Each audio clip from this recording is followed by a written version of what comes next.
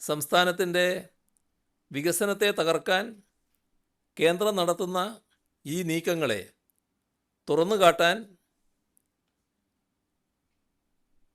സമീപനം സ്വീകരിക്കുകയല്ല പ്രതിപക്ഷം ചെയ്യുന്നത്.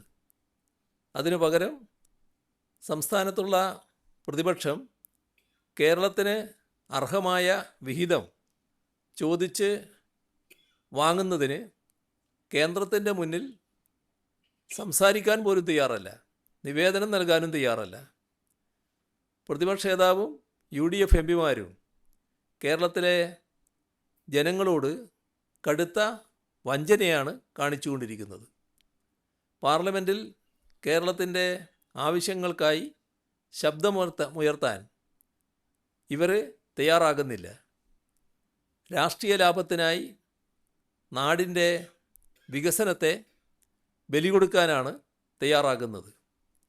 കേന്ദ്ര ഗ്രാൻഡ് ഇൻ എയ്ഡിൽ 15,309 കോടി 60 ലക്ഷം രൂപയുടെ കുറവ്, അത് 56%. ആ കുറവുണ്ടായിട്ടും ഇവർ മൗനം പാലിക്കുന്നത് ആർക്കു വേണ്ടിയാണ്? നമ്മുടെ സംസ്ഥാനത്തിന് അർഹമായത് നിഷേധിക്കുമ്പോൾ സംസ്ഥാന താൽപ്പര്യം ഉയർത്തിപ്പിടിക്കാൻ എല്ലാവരും ശ്രമിക്കേണ്ടതല്ലേ? കേരളത്തിനെ അപമാനിക്കാനും വികസനം മുടക്കാനും ലഭിക്കുന്ന സന്ദർഭങ്ങളൊന്നുപോലും ഇവർ പാഴാക്കുന്നില്ല എന്നതും ലജ്ജാകരമായ കാര്യമാണ്. കേന്ദ്ര സർക്കാർ ഇത്തരം നടപടികൾ സ്വീകരിക്കുമ്പോൾ UDFൻ്റെ സമീപനം എന്താണ്?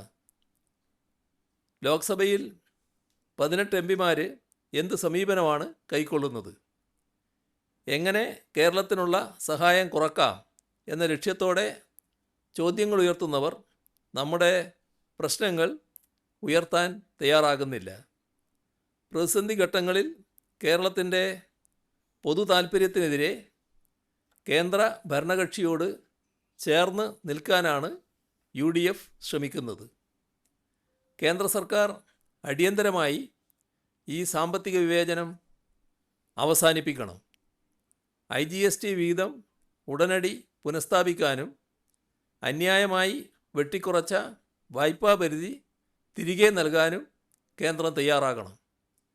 GSDP കണക്കുകളിലെ അപാകത പരിഹരിച്ച് അർഹമായ കടമെടുപ്പ് അവകാശം കേരളത്തിന് നൽകാൻ തയ്യാറാകണം.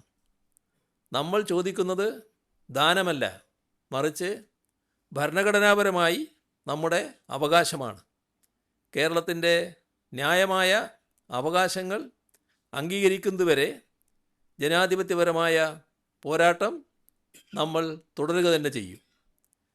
ഈ സന്ദർഭത്തിൽ കേരളത്തിലെ ജനങ്ങളോട് അഭ്യർത്ഥിക്കാനുള്ളത് ഒരു കാര്യം മാത്രമാണ്. നമ്മുടെ നാടിനെ തകർക്കാൻ ശ്രമിക്കുന്ന ശക്തികളെ തിരിച്ചറിയണം.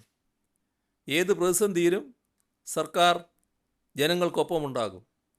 കേന്ദ്രത്തിൻ്റെ സാമ്പത്തിക ഉപരോധത്തെ ജനകീയ പ്രതിരോധത്തിലൂടെ നമ്മൾ മറികടക്കും. പ്രളയങ്ങളെയും മഹാമാരികളെയും അതിജീവിച്ച കേരളത്തിൻ്റെ ഇച്ഛാശക്തിക്ക് മുന്നിൽ ഇത്തരം രാഷ്ട്രീയ കുതന്ത്രങ്ങൾ വിജയിക്കില്ല. വികസിത രാജ്യങ്ങൾക്ക് സമാനമായ ജീവിത നിലവാരമുള്ള ഒരു നവകേരളം നിർമ്മിക്കാനുള്ള നമ്മുടെ യാത്രയിൽ എല്ലാ മലയാളികളുടെയും പിന്തുണയും സഹകരണവും അഭ്യർത്ഥിക്കുന്നു. ഒറ്റക്കെട്ടായി നിന്നാൽ ഒരു ശക്തിക്കും കേരളത്തിൻ്റെ കുതിപ്പിനെ തടയാനാകില്ല.